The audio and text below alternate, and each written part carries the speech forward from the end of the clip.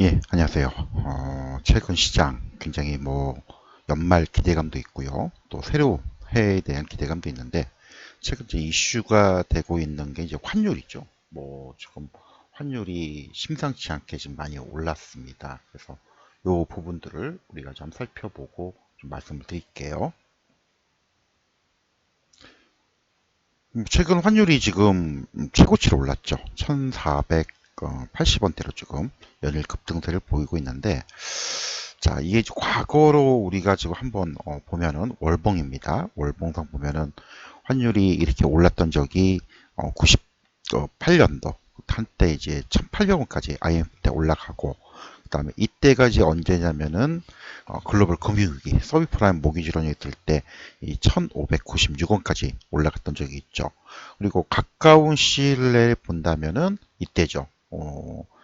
작년 그리고 이제 그 2024년도 비상계엄 그다음에 한때 22년도에 한번 오른 적이 있었고 그리고 이제 가까운 근래로 본다면은 이 비상계엄이 터졌을 때 정치적 불안감으로 환율이 이제 급등을 한 적이 있는데 자, 이 환율을 지금 거의 근접하게 지금 올라 있는 상황이어서 제2의 IMF 사태가 오는 거 아니냐 이런 얘기들이 지금 굉장히 많이 들려오면서 시장을 좀 어렵게 하고 있습니다. 그럼 먼저 이제 환율이 좀 왜 올랐냐 이유를 좀 여러 가지 부분들이 있는데 일단 달러가 강세가 되는 이제 그런 부분도 있고요. 수출입. 근데 우리나라 경제 구조가 나쁜 건 아니죠. 그죠? 그래서 그런 부분들을 한번 살펴본다면 이걸 좀 다시 한번 우리가 좀 봐야 될 것 같아요. 자, 우리나라 GDP 대비 순대외 자산 외환 보유액입니다. 최근 보면은 2024년도 한국 GDP가 대략 1조 7,900억 달러, 경제 규모로 본다면 세계 한 14위, 15위 정도 수준인데 외환 보유액이 그렇게 나쁜 건 아닙니다. 그렇죠?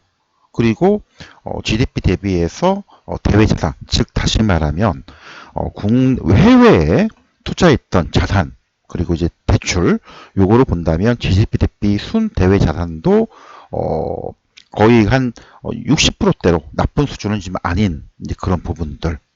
그리고 CDS 프리미엄에 나와가죠. 우리가 이제 외환 시장이나 채권 시장에서 달러로 교환하기 위해서 추가로 얼마큼 더 가상금리 혹은 채권에 얼마큼 더 위험하기 때문에 금리를 더 줘야 되는지 이런 걸 보는 게 CDS 프리미엄인데 최근에 이 CDS 프리미엄도 그렇게 오른 게 없습니다. 즉 다시 말하면 채권 시장에서 자금 조달하기 위해서 돈을 추가로 지불하는 게 많지 않다는 얘기죠. 그런데 환율은 계속 올라가고 있어요.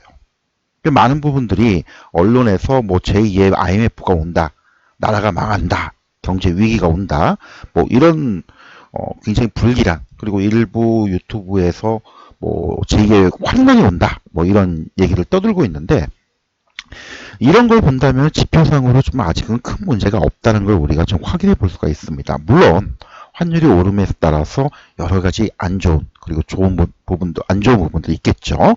그래서 이런 부분을 잠깐 살펴보면은 일단 환율이 올랐던 가장 큰 원인 중에 하나는 역시 이제 그 상호간세 때문에 우리가 이제 어, 연 200억 불 투자를 좀 하기로 얘기가 됐잖아요. 그렇죠? 총 금액은 대략 한 4,500억 불. 그걸 10년간 연 200억 불로 제한된. 그래서 최근 이제 국내에 반입되는 외환 유입이 좀 차단된 거 아닌가. 들어오면 바로 나가야 되지 않나.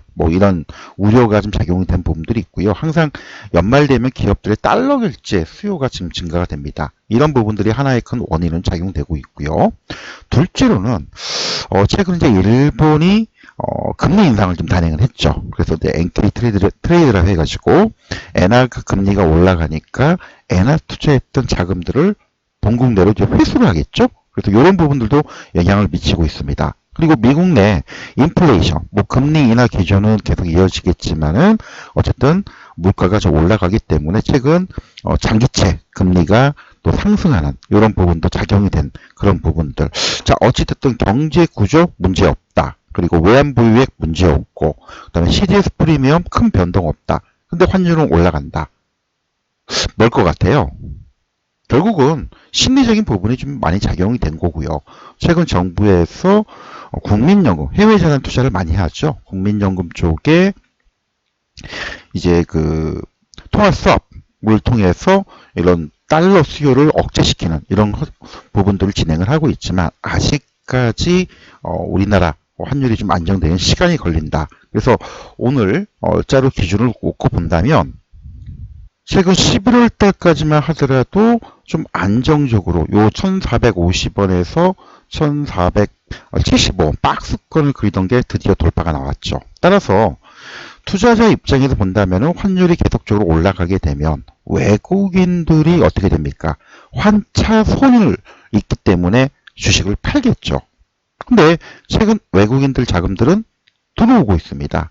물론 이제 특정 종목에 편중된 부분이 없긴 하지만 따라서 이제 고환율 체계는 우리가 좀 인정을 해야 되고 이게 이제 경제 위기 쪽의 문제가 아닌 수요 심리적인 수급 불균형 그 다음에 심리적인 부분이 작용되기 때문에 당분간 뭐 1460 후반대 그리고 이제 1,500원까지도 일단 염두를 좀 해두자.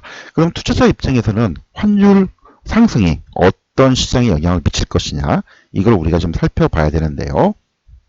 단적인 예로는 이제 수요 업종과 피해 업종들을 우리가 살펴볼 수가 있습니다.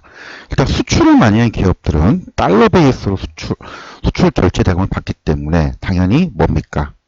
환율이 올라가면서 나쁠 건 없어요. 대표적인 게 반도체, 전자, 자동차 업종들이죠. 그렇죠. 반도체 같은 경우에는 뭐 여러 가지 이유가 있긴 하겠지만은 어쨌든 삼성전자나 하이닉스, 뭐 HBM, 반도체, 뭐 공급설, 최근에 디램 가격도 오르고 그리고 달러 베이스이기 때문에 가격이 따라 올라갈 수밖에 없지만 최근에 이쪽은 이제 AI 거품론이 중간중간에 대두가 됩니다. 그래서 그런 부분들 자동차 해외 수출 비중이 굉장히 높죠. 미국 내 점유율이 높기 때문에 다만 이쪽은 이런 이제 환율 수혜를 받긴 하지만 이제 글로벌 시장에서의 어떤 점유율 또 전기차 이슈 이런 부분들이 없지 않아 있습니다. 그리고 또 하나 본다면은 조선하고 방산 그죠? 최근에 미국의 이제 MRO 쪽 군함 제조나 그 다음에 방산 수출이 지금 진행되기 때문에 뭐 이런 부분들은 수혜가 될 수가 있고 또 환율하고도 또 약간 영향을 받지 않지만 그래도 될 수 있는 부분들이 이제 바이오하고 엔터 쪽이죠. 다만 이제 바이오 쪽은 최근에 많이 좀 올랐던 부분이 없잖아 있습니다. 그래서 많이 오른 다음에 좀 조정되지 쉬어가는 모습이 필요하고요. 그리고 상대적으로 엔터주들은 3분기 어닝 쇼크가 나오면서 많이 빠져 있죠. 그래서 뭐 이런 종목들이 일단 수혜가 될 수 있고 우리가 환율 상승 때문에 피해를 보는 종목 업종 대표적으로 본다면 식품 쪽이 있죠. 아무래도 우리가 이제 원당이라고 하죠. 설탕, 콩, 옥수수 이런 것들은 당연히 수입 원가가 올라가기 때문에 굉장히 좀 힘들어지기 때문에 대표적으로 식품업종들은 환율 상승에 대한 가장 큰 피해주라고 우리가 좀 봐야 될 것 같고요. 또 하나는 이제 정유. 기름값 올라가니까 당연히 올라가겠죠. 철강. 대부분 철강석, 원석 다 수입하잖아요. 그래서 이런 종목들 환율 상승에 따른 피해 종목으로 대표적으로 우리가 부각이 될 수 있는데 이 중에 이제 주목해 볼 부분들은 일단 그래도 우리가 볼 만한 게 반도체 쪽하고 요 바이오 엔터 쪽. 다만 바이오 쪽은 최근에 많이 올랐죠. 뭐 최근 이제 바이오 쪽에 제가 소개했던 종목들 여러 종목들이 있었는데 대표적으로 뭐 ABL 바이오 뭐 에이프릴 바이오 그리고 최근에 좀 조정을 받고는 있겠지만은 뭐 퓨처캠이나 그다음에 큐리어스, 큐라클 뭐 이런 종목들이 많이 상승을 했던 그런 부분들. 다만 이제 너무 많이 올랐기 때문에 차익 실현 물량도 좀 나온다. 쉬었다가 다시 반등할 수 있는 여지 이것도 같이 보자. 이렇게 좀 말씀을 드릴게요.